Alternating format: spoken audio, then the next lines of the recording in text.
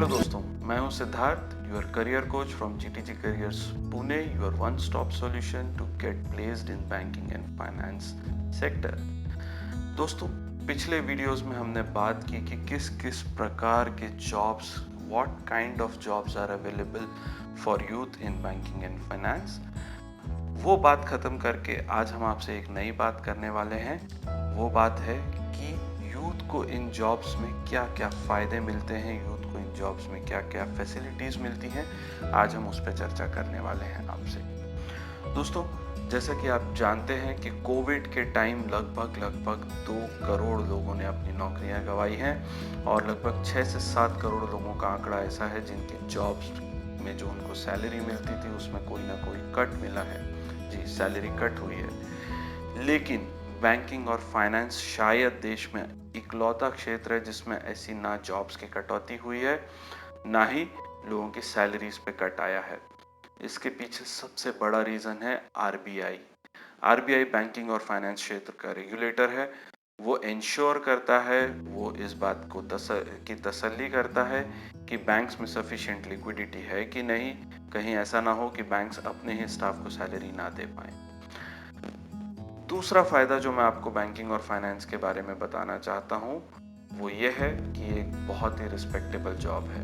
Banking और finance के क्षेत्र में ट्रस्ट एक बहुत बड़ी चीज़ है, भरोसा एक बहुत बड़ी चीज़ है। लोग आप पे अपना पैसा दे के भरोसा करते हैं। जब ऐसी स्थिति आती है, जब ऐसे रिलेशनशिप्स बनते हैं जहाँ लोग आप पे अपने पैसे का भरोसा करने लगे, तब संबंधों में एक बहुत गहराई आती है। Relationships become very deep and you receive a lot of respect from these people. Banking और फाइनेंस के क्षेत्र में आप अलग अलग लोगों से मिलते हैं, उनके बिजनेस मॉडल्स के बारे में समझते हैं, उनके फाइनेंशियल प्रॉब्लम्स के बारे में समझते हैं, उनकी फाइनेंशियल स्ट्रेंथ्स के बारे में समझते हैं, और ये करते करते आपका और उनका रिलेशनशिप बहुत स्ट्रांग हो जाता है और आपको काफ़ी रिस्पेक्ट भी मिलता है।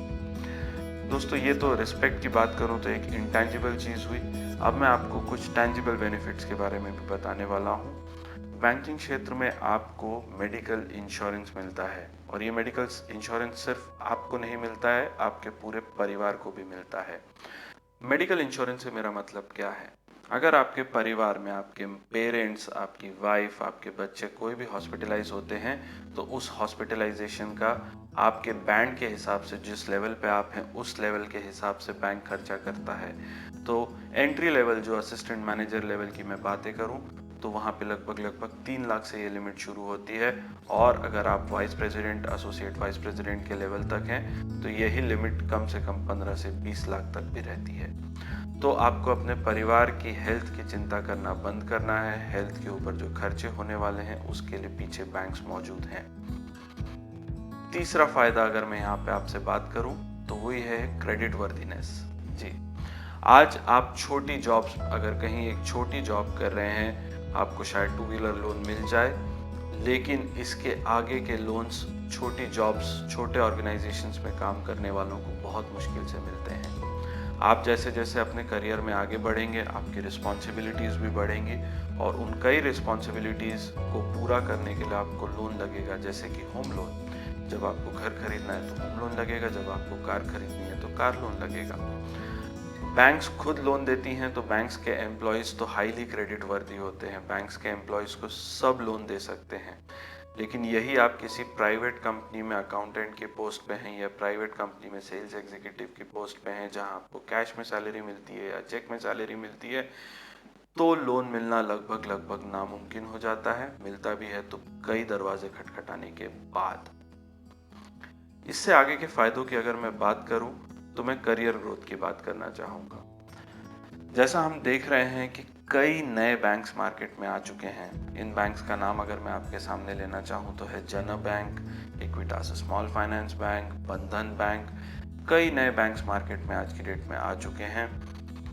जो पुराने बैंक्स हैं जैसे ICICI bank, HDFC bank, axis, Kotak Mahindra, yes, IndusInd bank, ये बैंक्स भी अपनी ब्रांचेस बढ़ाने में लगे हुए हैं। इसका एक ही मतलब होता है दोस्तों कि जॉब अपॉर्चुनिटीज़ आज भी बहुत हैं और आगे भी बहुत रहेंगी। तो आपको ग्रो करने के लिए पैरेलल अपॉर्चुनिटीज़, एक्सटर्नल अपॉर्चुनिटीज़ आती रहती हैं, जहाँ पे आप एक ऑर्गेनाइजेशन छोड़ के दूसरे ऑर्गेनाइजेशन में कोई बड़ा रोल लें, जिसमें सैलरी भी ज़्यादा हो, रिस्पॉन्सिबिलिटीज़ भी ज़्यादा हो। क्योंकि बाहर कंपटीशन इतना ज़्यादा है, तो बैंक्स भी नहीं चाहते हैं कि वो अपने परफॉर्मिंग एम्प्लॉयज़ को कंपटीशन को लूज़ करें। तो बैंक्स भी इंटरनल जॉब अपॉर्चुनिटीज़ पोस्ट करते रहते हैं, अपने एम्प्लॉयज़ को इंटरनल जॉब अपॉर्चुनिटीज़ देते रहते हैं। तो सपोज करिए आप अभी क्रेडिट कार्ड डिवीजन में हैं और आगे जाके होम लोन्स में कोई ओपनिंग आई, तो बैंक्स में आपको वो ओपनिंग आसानी से मिल सकती है। आप उस अपॉर्चुनिटी को आसानी से ग्रैब कर सकते हैं।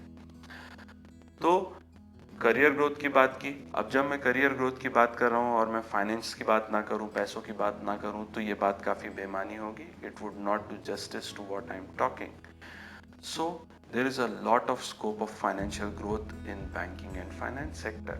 बैंकिंग और फाइनेंस सेक्टर में आपको काफ़ी हद तक फाइनेंशियली आप ग्रो कर सकते हैं।